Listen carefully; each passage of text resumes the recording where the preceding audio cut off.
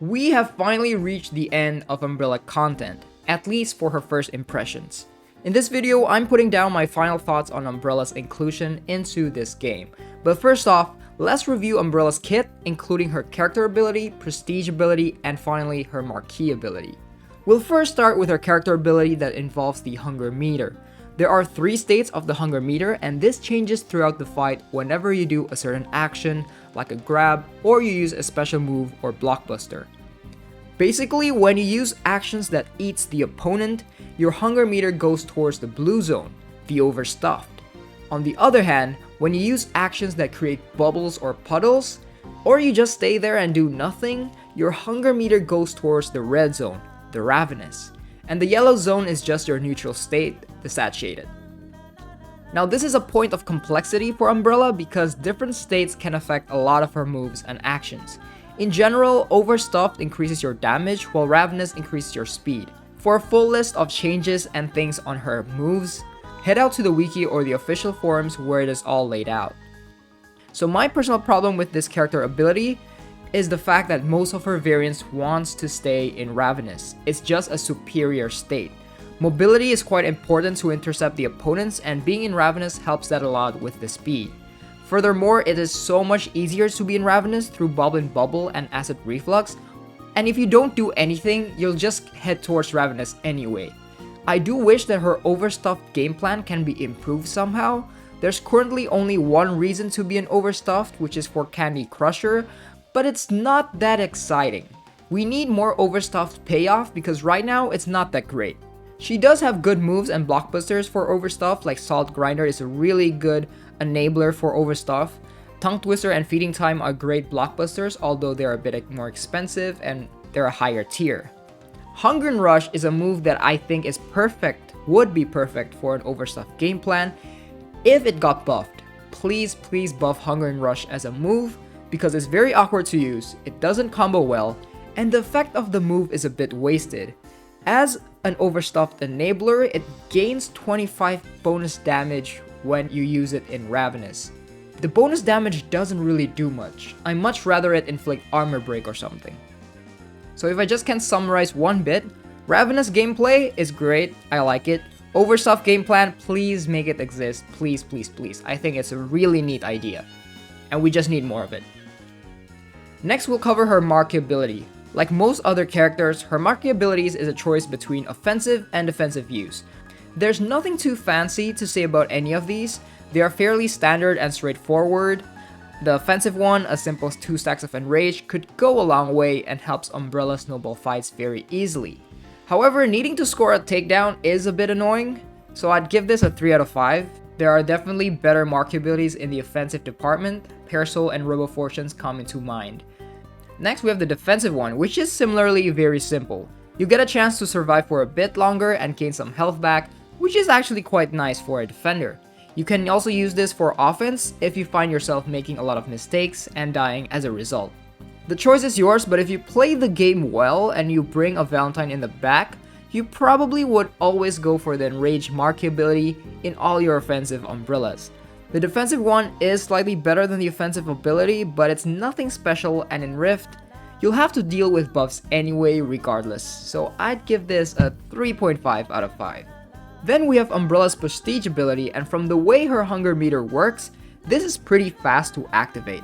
You will gain or lose your hunger meter naturally as you fight your opponent, so this would almost always activate in every fight. And the best part about this ability is that it gives Umbrella some easy access to health regen. The slime is more of an added bonus, especially when 2 of the best Umbrella moves can already inflict them. So bottom line is, you'll be unlocking this ability to give Umbrella some nice health regen. That will be the main takeaway.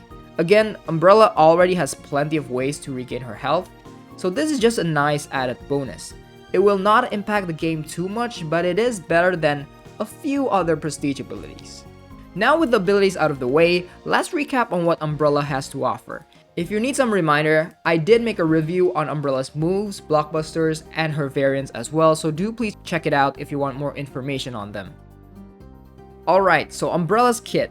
Stat-wise, she has 4 out of 5 attack and 2 out of 5 HP like Peacock. So she can definitely deal huge amounts of damage, and that is not counting the enraged stacks or armor breaks from her kit.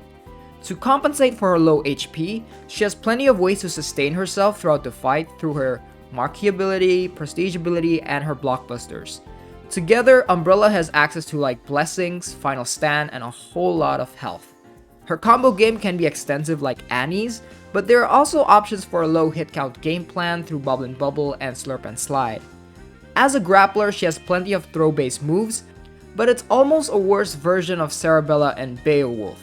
Salt Grinder unfortunately does not work on blocking opponents, unlike Wolf Shoots or Mary Gorilla, which reduces her viability to be a more aggressive fighter. Slime is her main debuff to punish opponents that rely on buffs, but this is honestly not as good as a simple buff removal, which is something she lacks. She also has a trap-based gameplay from her puddles, which functions similarly to Parasol's Tears, but it is a bit harder to place and keep in the field. Unlike Parasol's Tears that can't be interacted with, Puddles disappearing for Mo combo routes is unfortunately a big weakness. It does make for very fun combo routes for combo showcases. Overall, Umbrella is alright. She's definitely more suited for prize fights than Rift battles in the current meta. The lack of buff control is a big hindrance for her viability in Rifts. She also lacks immunity to protect her from modifiers and catalysts, precision to kill defenders like Immoral Fiber, and curse to prevent buffs. So this is an area where signature abilities can come into play and perhaps plug some of her weaknesses. But as I mentioned in my variance review video, the one that have access to immunity and buff control, namely Tidal Traveler and Puddle Pirate, are not that impressive. Honestly, they feel like a watered down version of Parasol's variants. And the variants that can gain precision is cool and all, but Umbrella can't really make use of precision that well. Again, Parasol does this much better. Altogether, Umbrella is a fun character to play with. I very much enjoy her bubbles and puddles. It is super satisfying to pull off, and her kit can deal tons of damage and heal her back to full very easily. However, if you're the type of player that is super competitive and loves to play Rift battles, Umbrella is most likely going to be a huge skip. I think in terms of Rift viability, she's below Peacock and Annie. Peacock at least has Sketchy as a powerful support, and that's all folks as a defender that had its moment of fame. While Annie, even though her kit is awful for Rift, at least she has Mod Leader as a crazy good defender. Umbrella does have Reigning Champ, which could bring something, maybe, perhaps, but we don't really know, and I definitely don't think she's as good as Mod Leader. So that is going to be the end of my review of Umbrella's kit. Her health regen is her biggest strength, but that is not really anything new when we have Valentine and to a smaller extent Fuqua for that. Let me know what you think about her kit down in the comments below, and be sure to give a like and subscribe if you found this video helpful. And that is all for me, y'all. I hope you have a great day ahead, and I'll see you in the next video.